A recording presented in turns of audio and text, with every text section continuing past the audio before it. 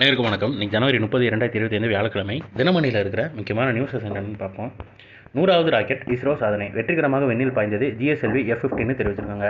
இஸ்ரோவின் 100வது ராக்கெட்டான GSLV F-15 ஸ்ரீஹரிகோட்டாவிலிருந்து வெற்றிகரமாக விண்ணில் புதன்கிழமை, அதாவது ஜனவரி 29 செலுத்தப்பட்டது. இந்த ராக்கெட் சுமந்து சென்ற அதிநவீன NVS-02 செயற்கைக்கோள் திட்டமிட்ட புவிவட்ட பாதையில் நிலைநிறுத்தப்பட்டதை தொடர்ந்து இத்திட்டம் வெற்றி அடைந்ததாக இஸ்ரோ தெரிவிச்சிருக்காங்க.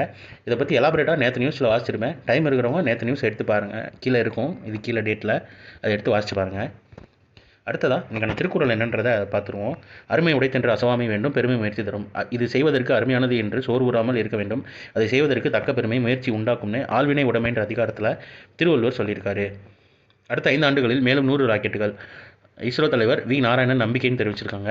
அடுத்த 5 ஆண்டுகளில் மேலும் 100 ராக்கெட்டுகளை விண்ணில் செலுத்துவது சாத்தியமே என்று இஸ்ரோ தலைவர் வி நாராயணன் நம்பிக்கை தெரிவித்தார். அதேபோன்று அடுத்த 2 ஆண்டுகளுக்குள் குலசேகரப்பட்டினம் ஏவுதளம் முழுமையாக பயன்பாட்டுக்கு கொண்டு வரப்படும் எனவும் அவர் கூறினார். ஜிஎஸ்எல்வி F-15 ராக்கெட் வெற்றியை தொடர்ந்து நடைபெற்ற செய்தியாளர் சந்திப்பில் அவர் கூறியதும் தெரிவிச்சிருக்காங்க.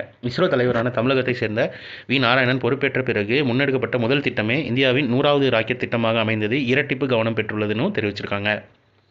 அப்புறம் பிரதமர் வாழ்த்து சொல்லியிருக்கிறதாகவும் தெரிவிச்சிருக்காங்க.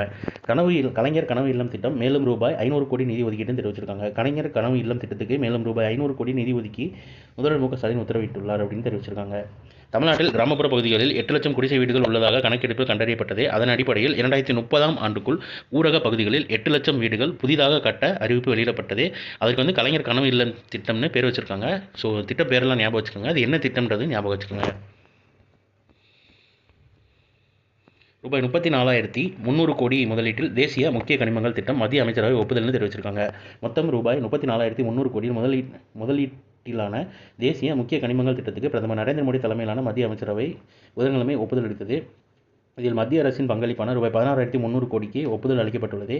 எஞ்சிய 18,000 கோடி நிதி பொதுத்துறை நிறுவனங்களால் முதலீடு செய்யப்பட்டுள்ளதுன்னு தெரிவிச்சிருக்காங்க.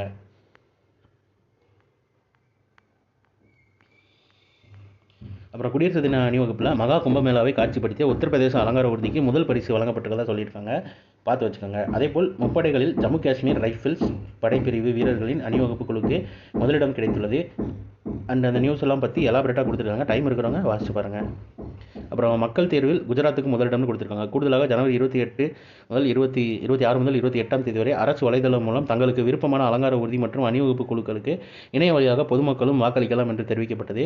அந்த முடிவுகளில் பொன்னான இந்தியா, பாரம்பரியம் மற்றும் மேம்பாடு என்ற கருப்பொருளை கொண்ட குஜராத்தின் அலங்கார ஊர்தி முதலிடத்தையும் உத்தரப்பிரதேச, உத்தரகாண்ட் முறையே 2வது, 3வது இடங்களையும் பெற்றனன்னு தெரிவிச்சிருக்காங்க.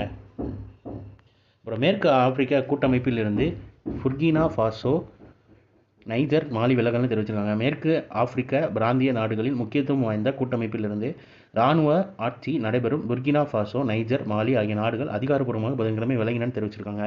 இந்த நியூஸ் எந்த அளவுக்கு இம்பார்ட்டன்ட் தெரியல, பட் ஓவர்வியூவாக பார்த்து வச்சுக்கோங்க. ஸோ இன்றைக்கான நியூஸஸ் அவ்வளோதான்.